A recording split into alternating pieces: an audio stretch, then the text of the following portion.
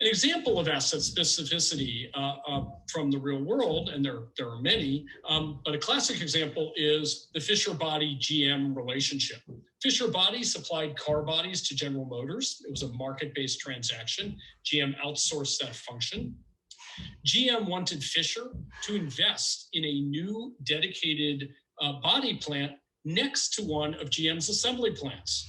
Great for GM, lower transport costs, better inventory management, a better ability to work closely with the management of Fisher-Body to get exactly the designs they needed, lower costs overall. Great for GM, but what about Fisher-Body? If GM, once Fisher-Body sunk the cost of building that plant, started to reduce prices and negotiate opportunistically, Fisher-Body would now be more distant from other customers, would have invested all of this money, and might have no choice but to accede to General Motors' imprecations to reduce prices. So Fisher refused. They were afraid of precisely that kind of exposed opportunism. After a lot of bargaining that was fruitless, GM resorted to the hierarchy solution. It was really valuable for them to have Fisher in-house to unlock all of the specific investment that Fisher could make in GM and the value of all of that for customers and for designs and for innovation.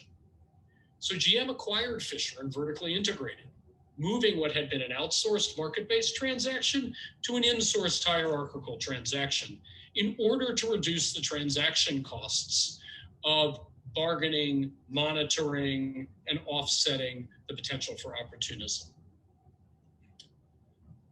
So transaction cost minimization, just like production cost minimization, has high value for society and for the economy.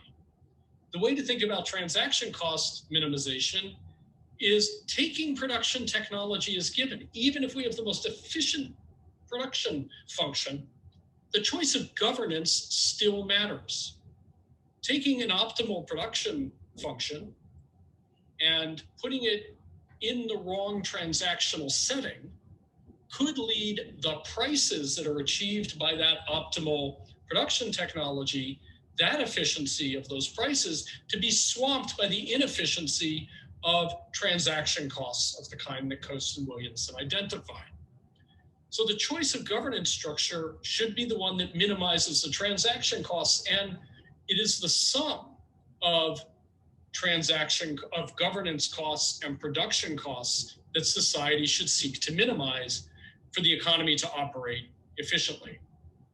Market transactions are attractive in many cases, but firms exist to reduce transaction costs by reducing the number of transactions, reducing the overall cost per transaction. So what are some implications for regulation? Well, vertical integration might be motivated by governance efficiencies rather than anti-competitive motives.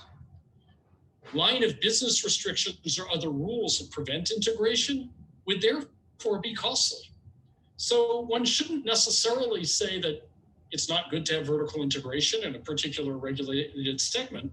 If the vertical integration is achieving transaction cost savings and governance cost savings, we might want to look more benignly on that organizational structure. On the other hand, vertical acquisitions in the absence of transaction costs and governance efficiencies should raise questions. Why would you move a transaction from a high-powered incentive setting of the market, bring those costs in-house, if there weren't transaction costs? One should look at those deals perhaps a little more carefully. Another implication then, and a corollary to that, is that where transaction costs are high and integrated firms are efficient, conduct rules might be better for social welfare than structural regulation. That is to say, rather than breaking a company up, require the company to engage in conduct in terms of its access provisions, interoperability or interconnection provisions that will enable competitors to get access to key resources they need, rather than breaking up the company and its internal transactions to a less efficient governance structure. And finally, as technology changes, transaction costs likely change as well. And so too will the most efficient organization of related economic activity. What is today a highly specific investment or a really complex product might be tomorrow's commodity and might be much more easily governed on the spot market. As technology changes transaction costs and in turn changes efficient governance structures, the most efficient organization of related economic activity will change too, and regulation of that activity should be sensitive to how technological change will change efficient economic organization and adapt accordingly. This has been just an introduction to institutional economics.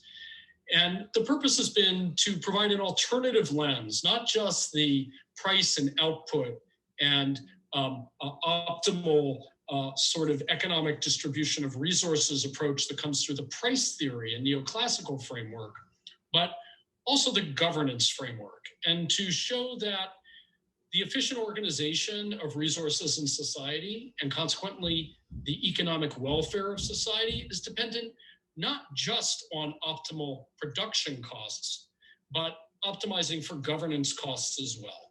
And institutional economics and the transaction cost lens can help us to get a handle on the governance cost side of economic activity. Thank you very much.